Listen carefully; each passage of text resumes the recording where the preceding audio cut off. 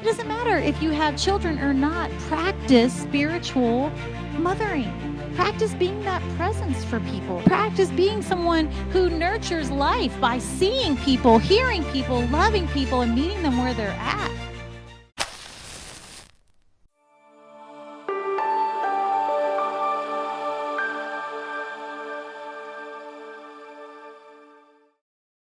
You know, as we're here today on Mother's Day, it's not just about flowers and cards and making sure we take mom out to lunch, but today it's an opportunity to understand the deep spiritual role of motherhood. Not just biologically, not just through titles, but in the essence of what it means to have a mother's spirit, what it means to have a mother in our life. Now, as you all know, I am a mother. I've been mothered, and I am constantly mothering because I still have children, whether they're at home or not at home. You all know it doesn't end just because they move on out. And one of the things that I've come to know in being a mom is that it is a gift, it is a lesson, it can be empowering. Some days it can be discouraging. Some days you can pat yourself on the back and feel like you are the best mother ever. And then other days you feel like, man, am I ever going to get it right? And some of that we could say is due to the way that we were mothered, is due to the experiences that we had or didn't have, the mothers we watched on TV or the mothers we saw when we went to our friends' houses. See, I didn't have that kind of a mom. I had that kind of a dad where everyone wanted to call my dad Dad. But how many of y'all had that mother? That your friends just loved your mom. And man, they came over and they treated her just like she was their mom. And they made themselves right at home. You see, being a mother is not just some identity that you're given because you give birth. It's a gift. It's a gift of essence and presence. It's a gift of compassion and love. It's an honor. And yes, there are situations in the world, because I had a mentor who was very, very adamant with me that be careful when you preach at Mother's Day or Father's Day, because not everyone has had a good experience. And you know, I was that person. I was that person who put women in a particular box, especially mothers, because of the relationship I had with my mother. And it was only through the church and through the gift of Travis's mother, where I really started to experience love that measured up to what I thought a mother's love should be. It was only through women in the church of a variety of ages who took me under their wing. Yes, I was their minister, but they saw a daughter. They saw someone that they were willing to love and pour into and nurture on a path. Have you all had women like that in your life? Not just your mother, but someone, whether it was at school or perhaps at a job or maybe even in the church. I bet some of you ladies know of children who've grown up in this church and you love them just like they were your own. And mother is such a sacred title where sometimes people feel dishonor and labeling that on anyone but their awesome and wonderful mother. But it's okay, because more than mother is a title, as I said, it's a force, it's a spirit, it's an essence. And it's beautiful. And so today, this isn't about a message of all the good mothers for all of those who've had good moms. This is a message about what it means to carry that energy of being a mother, of being compassionate. Because mothers, what they do is they look after one another. They're divine caretakers. Mothers, what they do is they bring hope. They grow love in places where love may be dying, dormant, or non-existent. And mothers are the ones that remind us of our potential, of the possibilities that lie before us. And they show up in many forms and many places, but they are such a glue in our experience, in our life, and the way things move. So I want to take some time today to share with you some different mothers that have made an impression not only on this world, but on our lives. And I'm hoping that in this time, you will feel that presence of a divine mother within you, and remember the divine mother that has brought you to where you are today. First, we have Mother Teresa. Now, if you all know anything about Mother Teresa, she did not have any children. She was never married.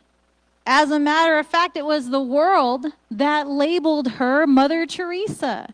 And what a beautiful label to give her, because she was a nurturing spirit.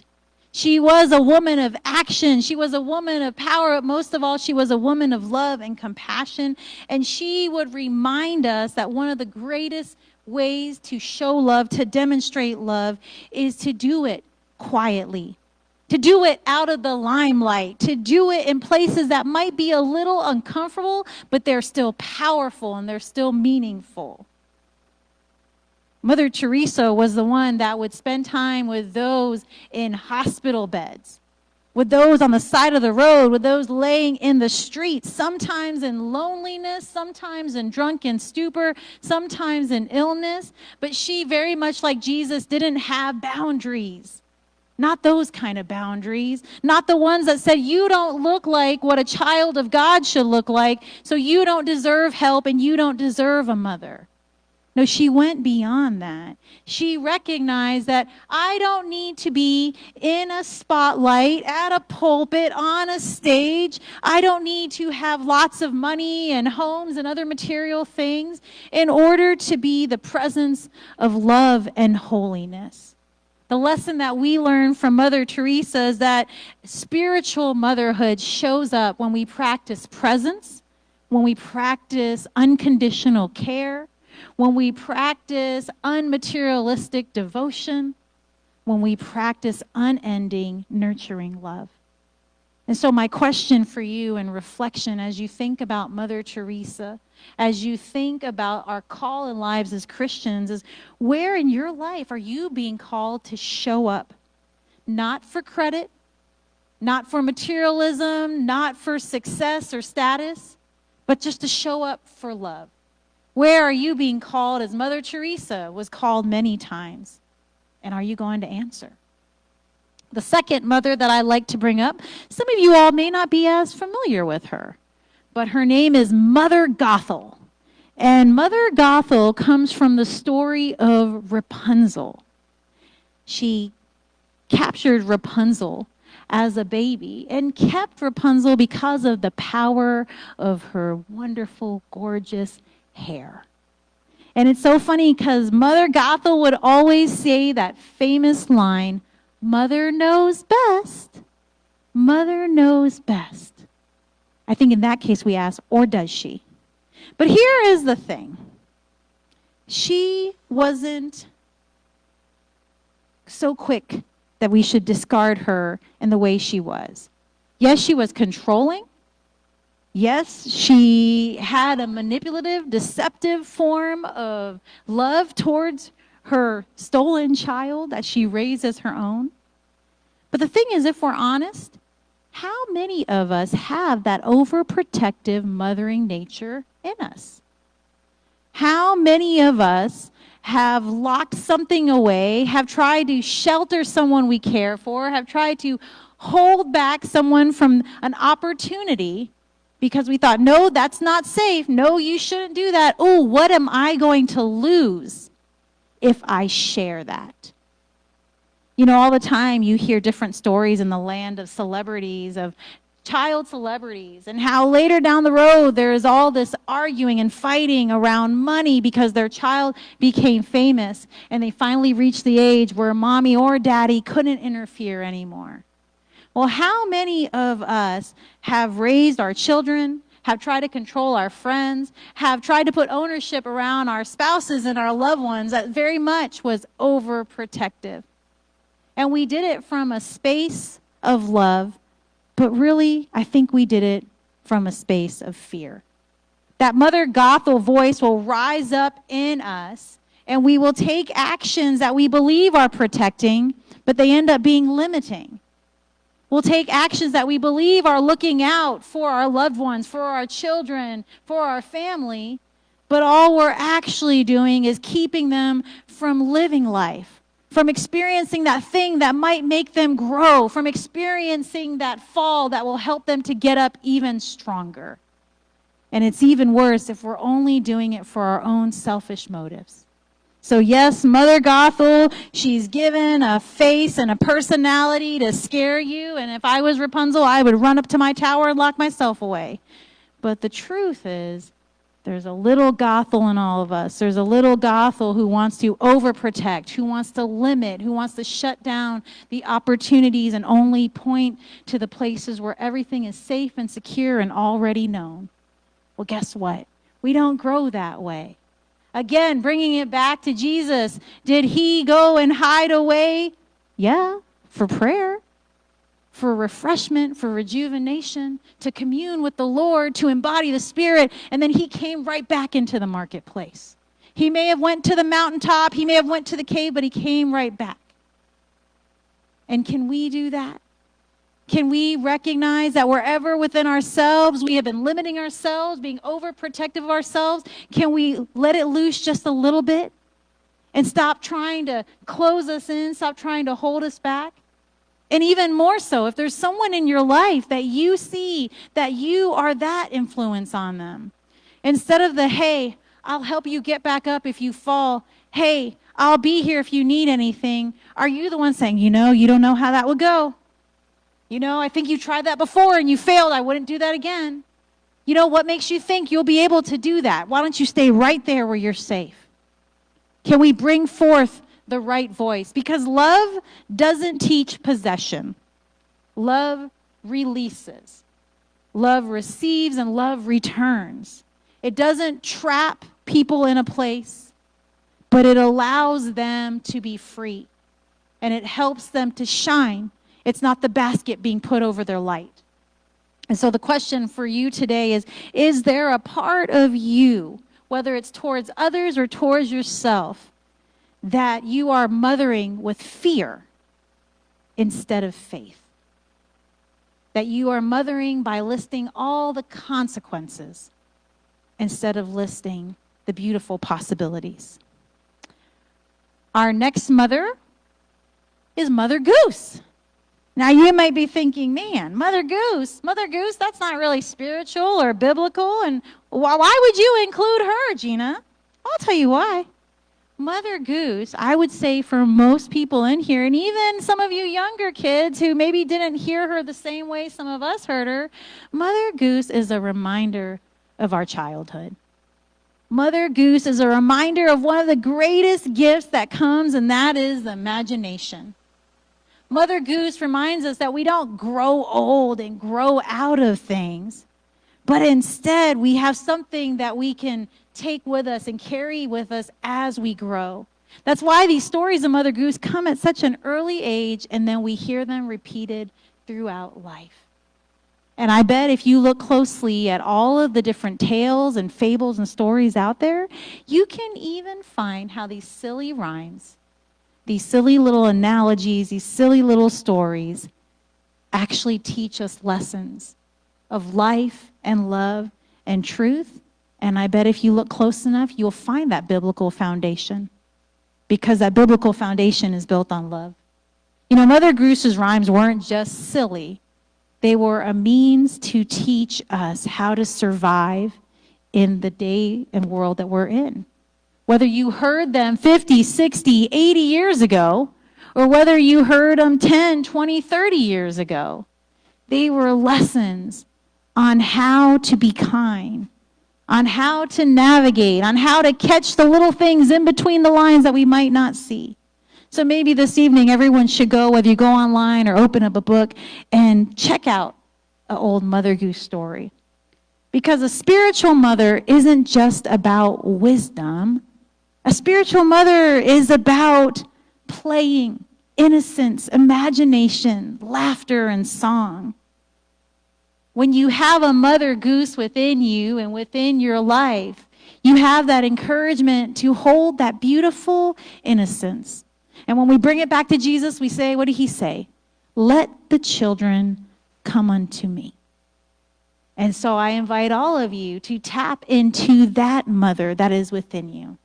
And the question is Are you allowing the Mother Goose in your life to make you feel safe enough to exhibit the soul of a child? Have you made space for joy and wonder and laughter and creativity? God has given you all these wonderful gifts. Are you allowing that Mother Goose playfulness to come out and be shown in this world? And last but not least, the Holy Mother, our Mother Mary. The reason I really like Mother Mary is because she reminds me of that mother that always says yes. You know, she doesn't even know what she was getting into, but she said yes. She was a child at the time, if we really stop and think about it. Yet she was the divine mother. She was a girl going through adolescence, puberty, and all those things.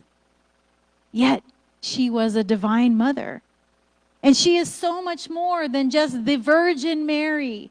She is equated to be the Sophia, which is wisdom. She is the great womb that birthed our Savior.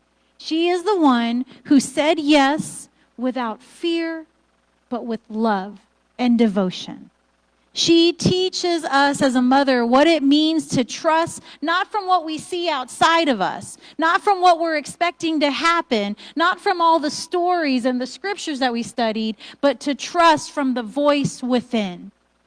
To trust from that divine mother, that divine feminine spirit that is within us, nurturing us and guiding us and allowing us to step up and to step into our call fully. She didn't have a mother standing over her saying, yes, Mary, you should do this. Or a father saying, that's my girl, go get him. No. Instead, she had an angel. And she had that inner peace, that inner voice, that inner Jesus saying, step forward into the mystery. You may not know what it holds. You may not know whether it's going to be easy or hard. You may not even know where this path is taking you. But you can trust that this path is taking you exactly to where you need to be. A place that is divine, a place that is whole, a place that is surrounded and filled with love and perfection. The Holy Mother, our Divine Mary, teaches us to surrender, teaches us that when you surrender, it's not about being passive. As she said yes to God, she knew that she needed the courage to carry out the mission that was before her. And so when you think of Mary, don't just picture the trembling girl who all of a sudden got visited by an angel. Don't picture the mother sitting at the cross next to the disciple John, just filled with sadness and grief over what took place. Picture that strong divine essence, that strong feminine force that said, I'm in. And I'm in all the way because I know that God has got my back. My question for you is, what are you being asked to say yes to? Is it something within your work? Is it something within your home, within your relationship? Is it a health decision? Is it a change? Is it a transition you've been dreading? What are you being asked to say yes to without getting to fully understand it? What are you being asked to say yes to with blinders on? What are you being asked to say yes to that's on the other side of the mystery, but unable to complete that yes? You have to walk through the mystery. All of us in here on a regular basis encounter these mothers in our life. Whether it is the mother that is overprotecting us out of fear, the one that's making us laugh with stories, whether it is the one that's telling us, be compassionate and give all you have to give, even the shirt off your back, or whether it's the one that says, you know, I may not be qualified, I may be too young or too old, I may not have very much experience in this, but I know who I am. And because of that, I will claim this title as mother, and I will step boldly into what God has provided for me. as I come to this close, I want to just give you all some ways that you can honor motherhood and learn to develop your own inner mother nature. The first one is honor the mothers that have shaped you, not just today. That's one of my biggest reasons I'm never a fan of things like Valentine's Day or Mother's Day or Father's Day or this day. Anniversaries. We don't need to be prompted to honor these things. They're beautiful and I do them. But by golly, whoever that woman in your life, or maybe for those of you who only did have a father figure, for wherever you received that mothering essence, nature, and love, honor that person. You became who you are because of who they are. And when I look out here, I think you guys are pretty dang splendid. So I really hope that you give thanks for those who've got you here.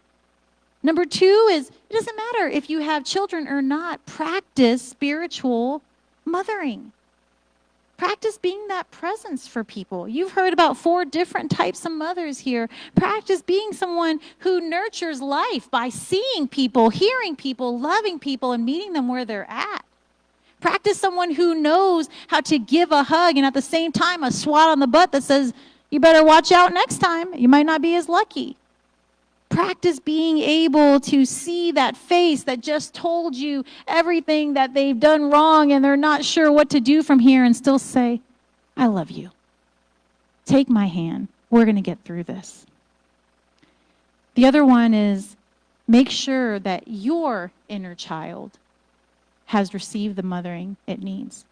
I was playing a game on my phone. Sometimes that's what I do when I just want something mindless.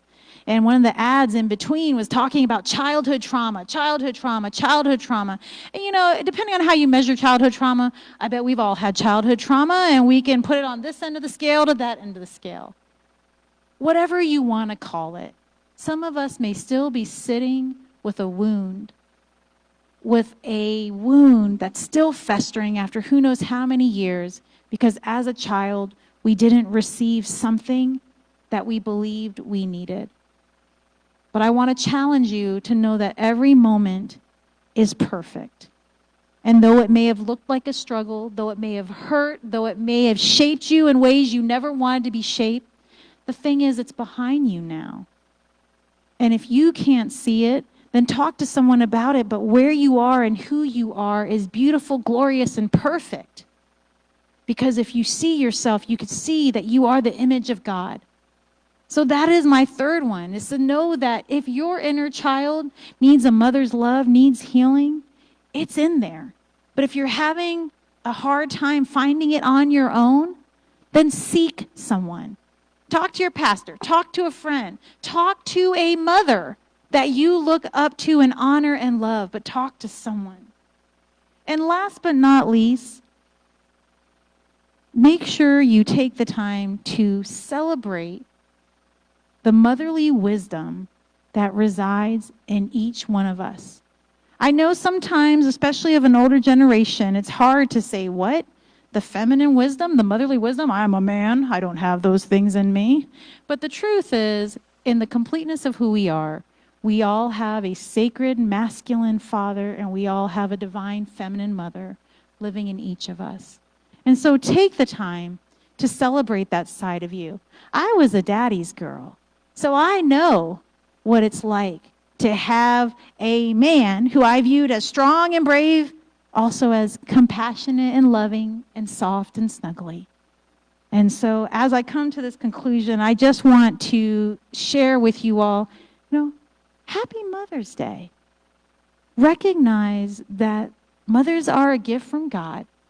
And for those of us who did not have the opportunity to have whatever storybook mother you're envisioning, know that that storybook mother resides in you. All that you need, all that you are becoming, all that God sees you as is present here and in the now. Happy Mother's Day. Please join me in prayer. Our most gracious and loving God, we give you so much thanks for the Father, Mother, God that you are in our life, yesterday, today, and always.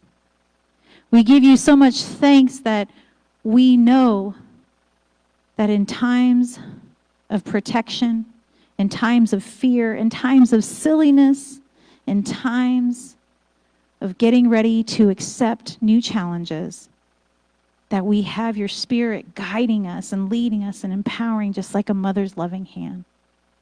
And so, God, as we are in this place receiving your word, help us to hear the message that we need. Help us to receive the guidance and the empowerment that we need to step into this world, showing all the love and compassion and nurturing that we can to mothers, to fathers, to children, to grandparents, to everyone we run into. God, we are grateful. In Jesus' name, amen.